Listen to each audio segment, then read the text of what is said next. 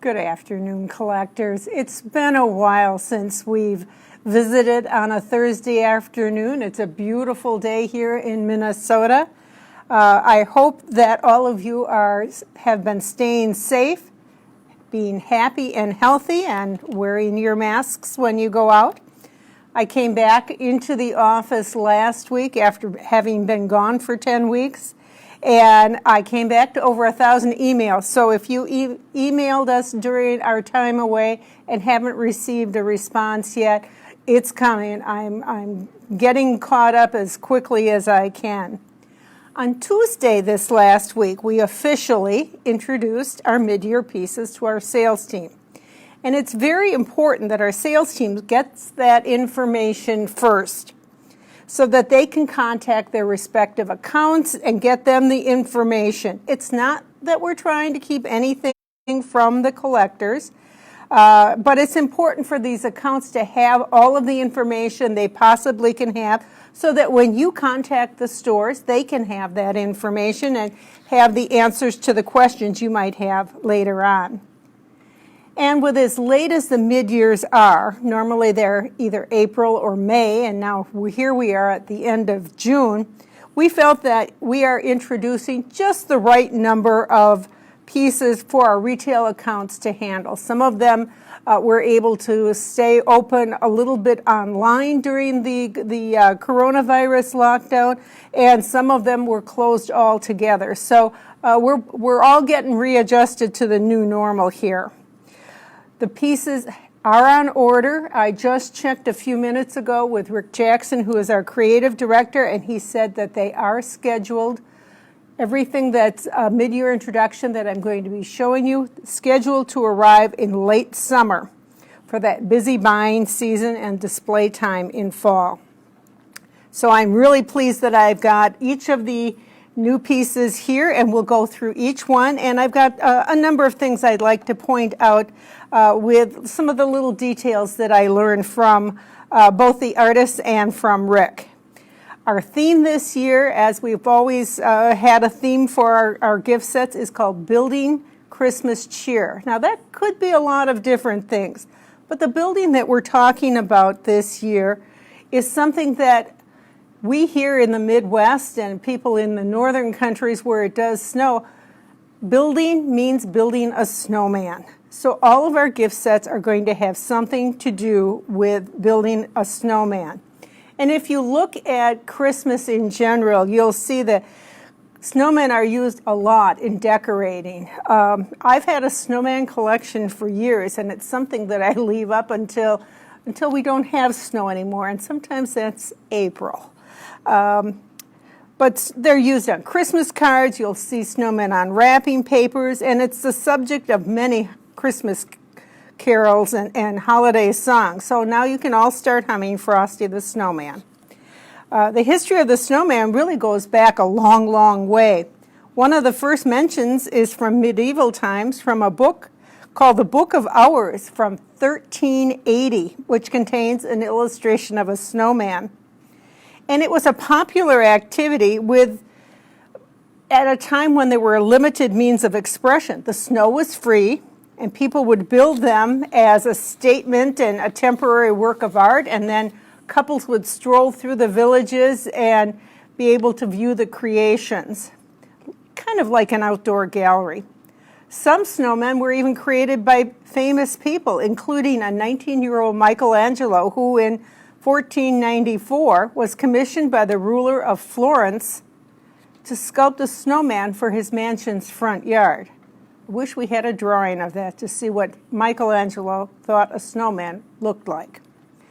We mentioned the song Frosty the Snowman, and did you know that the famous song was written by a team of musical writers, Jack Rollins and Steve Nelson, in 1950. The song was written and released after Rudolph the Red-Nosed Reindeer was released the year before, and its popularity really added to a new trend that we had in Christmas-themed music. And if you look at older Christmas songs, you'll see a lot of them were written in the early 50s. And of course, the most famous person to perform Frosty the Snowman was Gene Autry. So without any further ado, let's take a look at some of the snowmen that we have in some of our villages. And I'll start with Snow Village. This is a really cute little gift set. I think Scott did a nice job on that. And I am going to grab a light cord so you can see how it looks lit up. You can see it's just a cute little bungalow house with lots of good trim on it. And there we have it. You can see that it's not only got trees in front, it's got sisal with some balls on it, and just lots of texture and lots of addition. Really cute.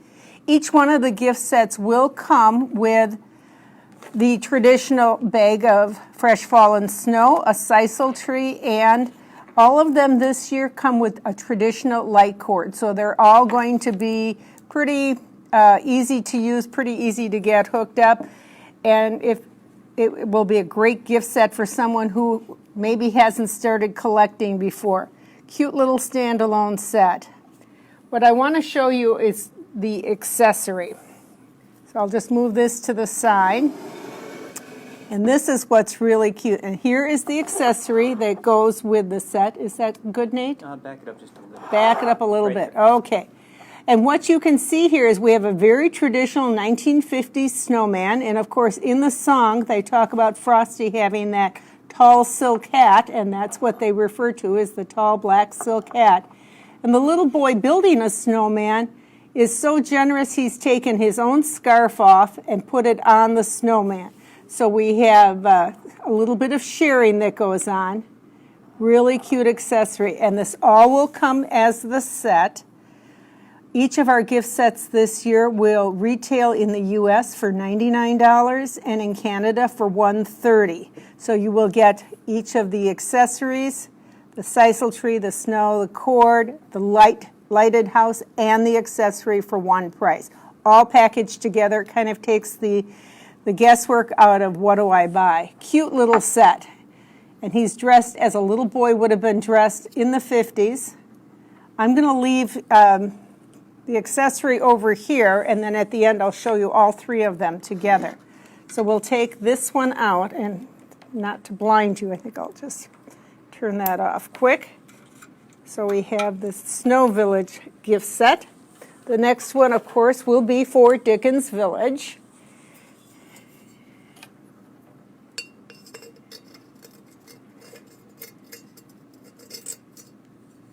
And what is more traditional at Christmas time than to see a Tudor-style house? It's got lots of detail. You'll see there's a little wreath on the door, and you'll see there's a different amount of decorations on a house for Dickens Village as opposed to what we saw for Snow Village. Of course, here in the United States, we decorate far more than they do over in Europe. So just a nice little wreath on the door is all they would probably put on. Here's our accessory for this one, which is, I'll move this to the side so that I can show you. And this really adds to the Victorian charm of this. It's a great Victorian-looking accessory, done in porcelain, of course. The snowman has a little different look to him. The artist who drew the accessory did some research and found that snowmen back in the Victorian times were more this shape than the balls that we're used to seeing on snowmen from the 50s. And instead of having the tall silk hat, he has a soft knit woolen cap and a scarf around his neck, and definitely that pipe sticking out of his mouth. And you'll see the broom is more of that handmade version, so just making it much more Victorian looking. Now this little girl, I'm sure, did not build that snowman because she's dressed in her Sunday finest. But she has stopped by just to give her final approval of probably something her brother built and said, yep, that snowman looks pretty good. I'm really happy that he's outside my house today. And again, These accessories will all come with it. The light court, the sisal tree, the snow, the accessory, and the house all boxed together. Really pretty little piece. I love the little green trim on this one. So let's move on to our third gift set.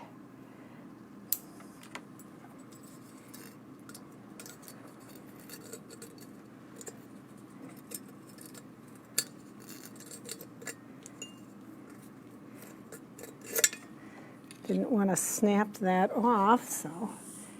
This is by far my favorite. This one, of course, is designed by Paul Lundberg. Tom Bates did the Dickens Village one. So I know you collectors always kind of like to know which of our artists are responsible for which pieces.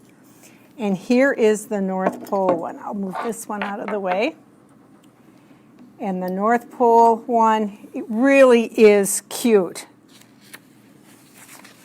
It looks like the head of us. Oh, move it over. Okay, there you go.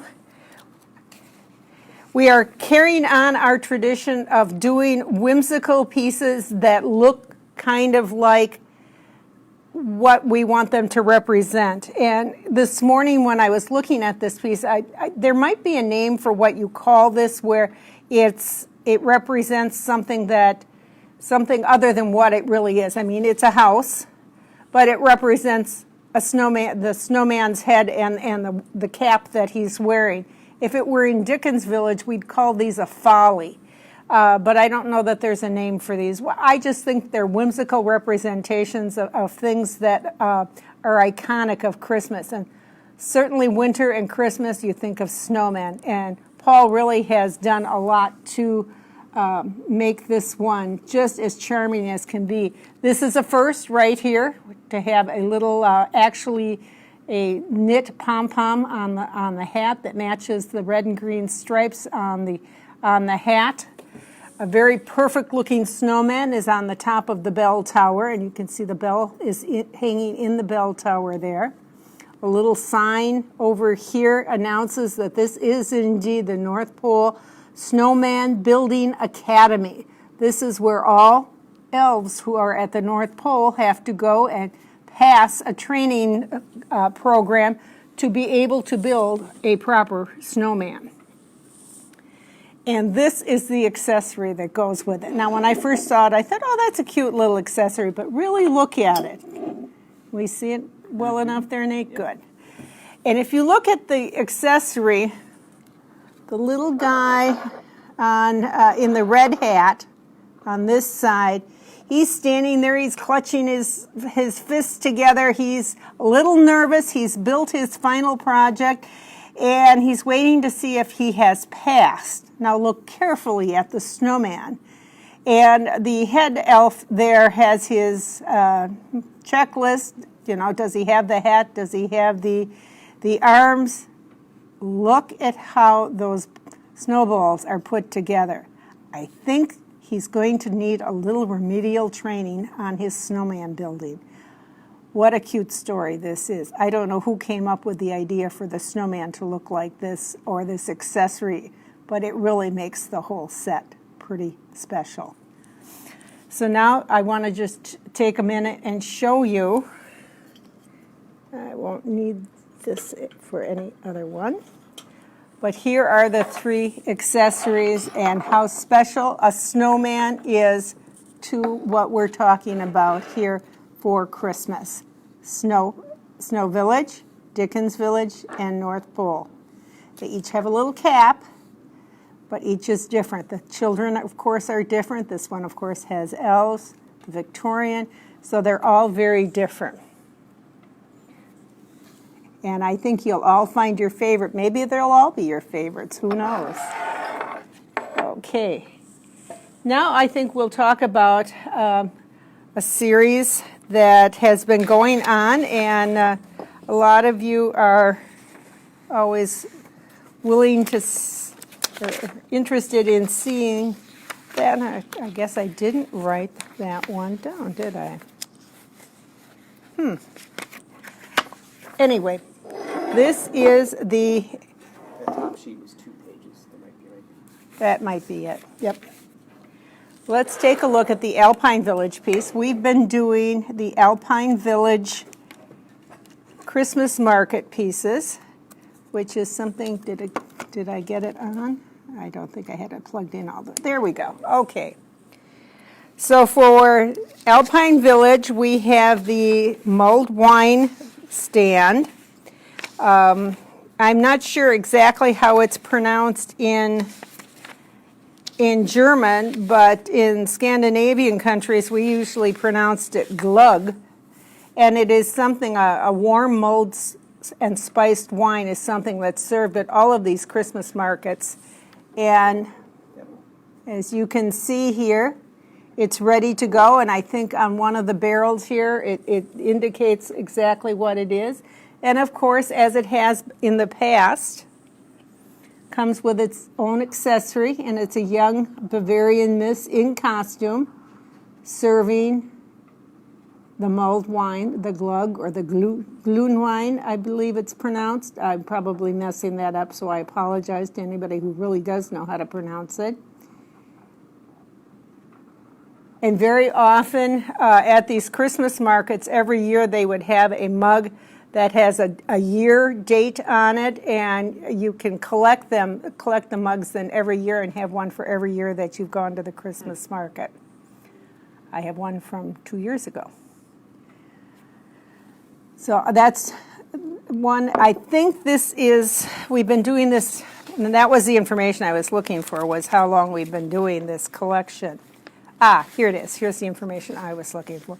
We've been doing that since 2008, so this is our 13th edition. So if you've been collecting these cute little markets, they don't take up much space. You can have 13 of them and have them on maybe about a quarter of this table and have just an adorable little display. And they just don't take up much room. They are all run on the 2 C-cell batteries. The battery pack comes with each one, or you can use our AC/DC adapter and connect a whole bunch of them together and have them light up. But that's a very cute little piece. And these are, of course, done by Tom Bates. For Halloween, another one where we've had an ongoing series.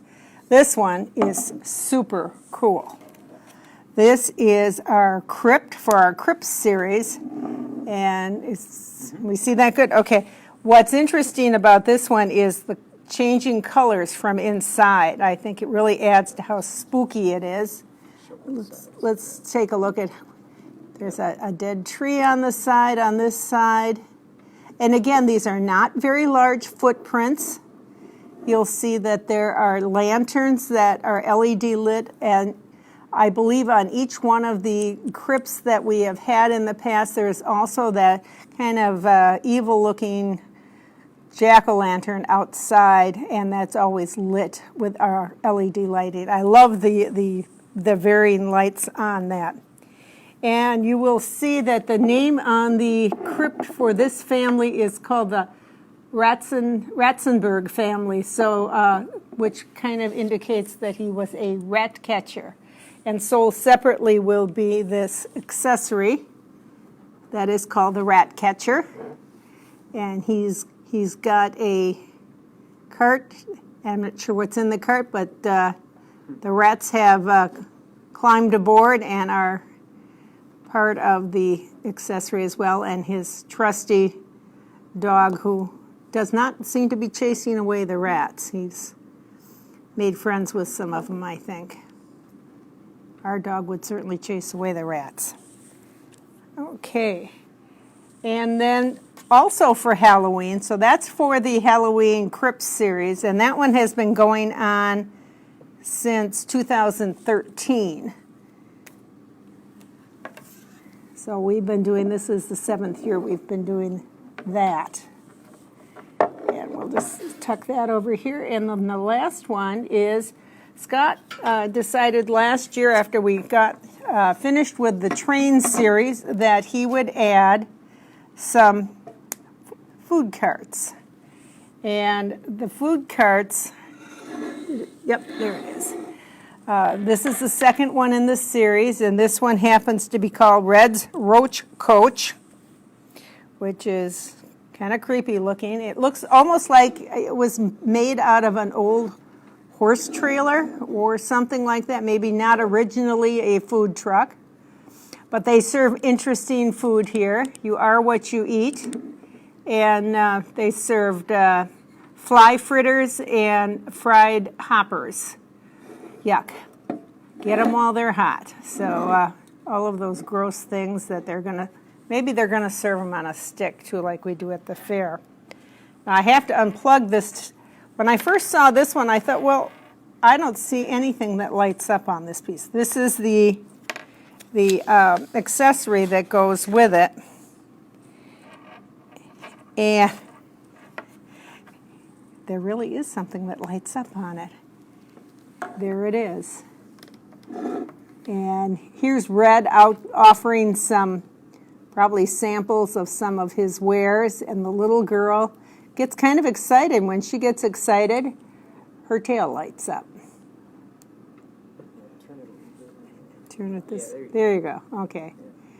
I at first thought, well, this isn't a lighted accessory, that was a mistake, but I guess not. There she is. She's a little maybe because she's eaten all the roaches, she's turning into one. I'm not sure. But Scott has quite the macabre sense of humor when it comes to some of his designs. But that is the new food truck for Halloween Village for this year. And these will all be available early fall. They are all scheduled to be here at the right time, even though they were introduced a little late. So we hope you get your orders in at your village dealers and like them a lot. I have one more thing I wanted to share with you, and of course my notes are now just a mess. Here we go. I am going to announce today we are going to have, last year we did a Village Hacks contest where I allowed you to send in any kind of village hack that you had, and we spent one of our Facebook Live postings where we just talked about all these great ideas everybody had. And I thought, what can we do different this year? So what we're going to do this year, we are going to have a vignette contest. I'd like you to start thinking now, build a small tabletop vignette for Halloween using only one current Snow Village Halloween piece. You can add anything else you would like, any other accessories or other non-Department 56 items to complete your vignette. And then you're going to take pictures showing the vignette and send that the photos along with a list that says exactly what you used in your display. Tell me the name of the piece, the accessory, what other kinds of materials you used, and send it to Miss Littown at department56.com. So make sure you include your name, your telephone number in case we have any questions, your email address, and your mailing address in case you're a winner. The vignettes will be judged by our 3 in-house artists, Paul, Scott, and Tom, and creative director Rick Jackson. And there will be 3 prize winners. Each will receive a signed Halloween piece. You will have until September 15th to get your entries in, and we will announce them live and show what you've done. We're going to try to recreate the winning displays for Facebook. We will also post these rules on Facebook so that you know exactly what you're dealing with. And we wish you all good luck, and you do a lot of creative things for Halloween. So try to think outside the box a little bit, or maybe use it in a different way. That would be great. But remember, it has to be one Snow Village Halloween piece and any other accessories that you want to build a small vignette. I'm not going to tell you what size it has to be, just something that is small and tabletop size. Our next Facebook Live will be coming in 2 weeks. We'll be here on July 9th, where we're going to talk about animation. I hope to have some of the new pieces that are new for animation, and we have several new ones this year.